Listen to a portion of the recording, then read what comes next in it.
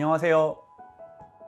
반갑습니다. 함께 나누는 효정보고 예배, 오늘의 주제는 바로 나무입니다. 둥지가 되주기도, 그늘이 되어주기도 하고, 그리고 자신이 힘들게 맺은 열매를 나눠주기도 하고, 아름다운 꽃도 피우고 목재가 되어주기도 하고, 그리고 아름다운 풍경화 속에 빠질 수 없는 이것, 바로 나무죠. 나무만큼 모든 것을 내어주는 생물은 정말 보기가 드문 것 같습니다. 지상에 있는 모든 생명체에게 있어 나무는 반드시 필요한 존재입니다.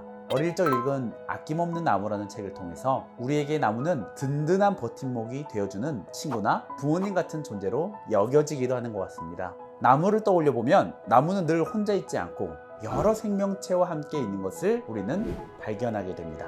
나무가 있는 곳에는 새가 있고요, 나비도 있고, 풀이 있고, 꽃도 있고, 다람쥐도 있고, 소도 있고, 모든 동식물이 화합하는 장소가 나무를 중심으로 이루어지는 것을 우리는 보게 됩니다. 원리에서 말하는 완성한 인간이 갖춰야 될 화동의 중심체가 바로 나무가 아닐까 생각이 듭니다. 순간 나무 같은 사람이 되어주고 싶다라는 생각을 하게 되는데요. 배울 점이 이렇게 많은 나무를 소재로 한 책 한 권이 있습니다. 바로 나는 나무처럼 살고 싶다라는 우종용 님이 쓰신 책인데요. 고 김수환 추기경님께서 생전에 추천하신 책이기도 합니다. 이 책은 35종류의 나무를 소개하면서 각 나무로부터 배운 삶의 지혜 35가지를 쓴 책입니다. 저자는 자신이 배워야 할 모든 것은 나무에게 배웠다라고 이야기합니다. 이 책에서 인상 깊은 한 구절이 있는데요. 겨울이 되면 앙상한 알몸으로 견디는 그 초연함, 힘들어도 매해 꽃을 피우고 열매를 맺는 한결같음, 평생 같은 자리에서 살아야 하는 애꿎은 숙명을 받아들이는 의연함, 땅의 모든 생명체와 더불어 살아가려는 그 마음 씀씀이에서 정말 알아야 할 삶의 가치들을 배운다. 거리에서 흔히 볼 수 있는 나무 한 그루에서 인간이 살면서 필요한 삶의 지혜를 배울 수 있는 구절인 것 같습니다. 특히 엄동설안의 겨울과 뜨거운 햇살이 내리쬐는 여름 가운데서도 한자리에서 묵묵히 흔들리지 않고 이겨내는 나무의 강인함과 의연함은 나무이지만 우리가 닮고 싶은 하나의 모습이 되기도 합니다. 그러한 강인한 나무를 생각하니까 수많은 고난 속에서도 흔들리지 않고 한 길을 걸어가신 참 부모님이 떠오릅니다. 참 부모님께서는 가장 기쁘고 행복해야 할 성혼식 전날까지도 기독교의 탄압으로 밤 11시까지 조사를 받으셔야 했었습니다. 하지만 하늘 부모님께서 그토록 바라셨던 참 부모의 성혼식 날이기 때문에 의연함을 잃지 않고 성혼을 하셨습니다. 참 어머님은 자서전을 통해 성혼식을 하기까지 어려운 과정을 말씀해 주십니다. 태어나서 성혼을 할 때까지 내가 걸어온 길은 하루도 평탄치 않았습니다. 성혼 후에도 갖가지 풍파가 끊이지 않았습니다.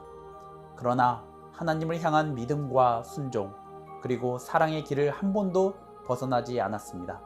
내가 걸어온 길은 생각만 해도 견디기 어려운 가시밭길이었지만 그 무엇도 나를 굴복시키지 못했습니다.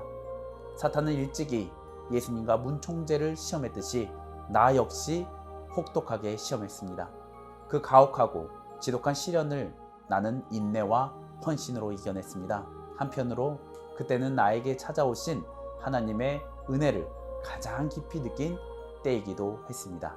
혹독한 시련 가운데서도 인내와 헌신으로 나무처럼 꿋꿋하게 버티신 참 어머님이십니다. 그리고 그 가운데 하나님의 은혜를 가장 깊이 느꼈다라고 말씀을 주십니다. 우리가 각자 겪고 있는 시련이나 어려움이 하나님의 음성을 듣기 가장 좋은 때가 아닐까 생각을 해봅니다. 그런데 한편으로는 그런 생각도 하게 됩니다. 이렇게 험난한 길을 참 부모님께서는 꼭 걸으셔야만 했는가? 참 부모님이시니 그런 길을 걷는 것이 당연한 것인가 고민해 봅니다. 실제로 참 부모님께서는 기독교가 기반이 되어주지 못했다라고 수차례 말씀하셨죠. 우리는 그 모습을 보며 그저 감사와 송영을 드리기만 하면 되는 걸까요? 그것이 우리가 되고자 하는 진정한 효정의 자녀의 모습일까요?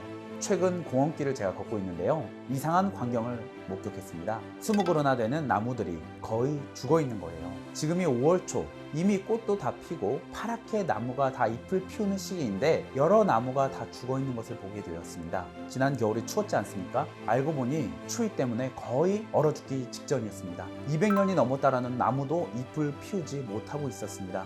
사실 200년 된 나무는 전쟁도 이겨낸 나무인데도 오히려 바람에 직통으로 맞아 거의 죽게 생겼습니다. 풀이 날랑말랑하는 안타까운 모습을 보게 되었습니다. 반면에 근처에 몇몇 나무는 푸른 잎이 무성했어요. 왜 이런 현상이 일어났을까? 제가 찬찬히 둘러보니까 살아있는 나무는 바람을 막아줄 수 있는 작은 나무들이 주변에 있었습니다. 그러나 죽은 나무 옆에는 강한 바람을 막아줄 수 있는 작은 나무들이 없었어요. 이를 통해 제가 느낀 것이 하나 있습니다. 이런 말이 사전에는 없지만 큰 나무에게는 울타리가 되어줄 보호수가 필요하다는 생각을 해보았습니다. 보호수가 있어야 큰 나무가 살아남고 큰 일을 할 수 있는 것입니다.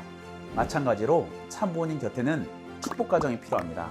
특히 미래 세대들이 필요합니다. 작은 보호수가 곁에 있어야 큰 나무가 오래 살아남을 수 있기 때문입니다. 참 부모님이 아름드리 나무라면 우리가 보호수가 되어야 합니다. 예수님 당시에 시련을 막아줄 환경이 없었기 때문에 예수님은 십자가에 돌아가시게 됩니다. 하나님도 홀로셨고 예수님도 혈혈 단신이셨습니다. 하지만 참부모님께서는 섭리를 출발하시면서 전도를 하시고 어려운 가운데서도 일본과 세계 선교사를 보내셨습니다. 그리고 현재는 전 세계 193개국에서 모든 축복 가정이 아침마다 참부모님께 경배하고 기도를 드리며 해가 지지 않는 정성을 들여주고 있습니다. 그렇기 때문에 사탄이 참부모님을 더더욱 해칠 수 없다고 생각합니다. 우리가 작은 것 같지만 참부모님에게는 큰 힘이 되는 것입니다. 참부모님은 목숨이 위협받는 가운데서도 언제나 강인한 모습을 보여주고 계시죠. 참부모님께서 큰일을 하실 수 있도록 우리가 거목 옆에 보호수가 되는 건 어떨까요? 작은 것 같지만 하늘 앞에 큰 도움이 되는 하늘이 필요로 하는 나만의 미션을 도전해 보기를 바랍니다. 하늘 부모님을 위해서 여러분이 드릴 수 있는 작은 정성도 괜찮습니다. 경배나 기도, 아니면 여러분이 좀 더 가능하시다면 사역 같은 것도 한번 도전해 보기를 바랍니다. 감사합니다.